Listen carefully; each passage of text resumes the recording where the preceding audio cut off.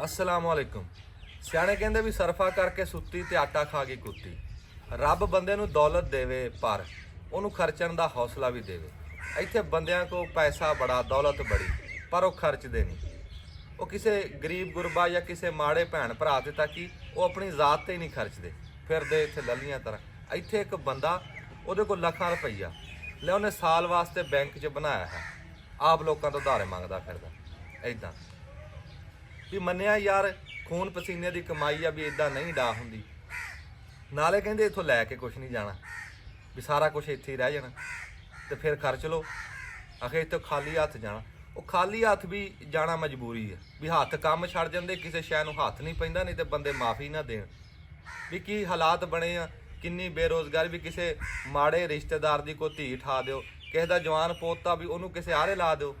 इन्नी बेरोज़गारी है, जवान कुड़ियां मुंडे वो डिप्रैशन च जाई जाते। सियाणे कहंदे आ भी एक होवे जवानी तो उत्तों होवे गुरबत, इस तो वड्डा इम्तिहान कोई नहीं। पर कोई नहीं, बंदे एहसास नहीं करते फिर इदां दे जिहड़ी शूम बंदे की दौलत है ना वो फिर मौजां कोई होर ही लुटदा, ਉਹਦੇ नसीबां 'ਚ कोई नहीं। फिर कईयां दे नसीबां 'ਚ कोई नहीं तो कईयां विचारियां दा वस कोई नहीं भी सारी जिंदगी मेहनत करके अखीर ते हत्थी कुछ नहीं आंदा। ये जिद्दां साडे मुल्क दे विच किसान नहीं भी सब तो बहुती मेहनत किसान करदा ते मौजां इस्लामाबाद वाले लुट्टी जांदे। ਇੱਥੇ ਉਹ ਹਿਸਾਬ ਆ ਵੀ ਕੋਈ ਬੰਦਾ ਨਾ ਪਰਾਡੋ ਤੇ ਗਿਆ ਕਿਸੇ ਕਸਾਈ ਦੀ ਫੱਟੇ ਤੇ ਉਹਨੂੰ ਜਾ ਕੇ ਕਹਿੰਦਾ ਕਿ ਕਿਲੋ ਗੋਸ਼ਤ ਦੇ ਦਿਓ। ਉਹਦੇ ਖਲੋਤਿਆਂ ਹੀ ਇੱਕ ਪੁਰਾਣੇ ਜਿਹੇ ਡਾਲੇ 'ਚ ਇੱਕ ਬੰਦਾ ਆ ਕਹਿੰਦਾ ਜੀ 5 ਕਿਲੋ ਗੋਸ਼ਤ 2 ਕਿਲੋ ਕੀਮਾ ਕਰ ਦੇ।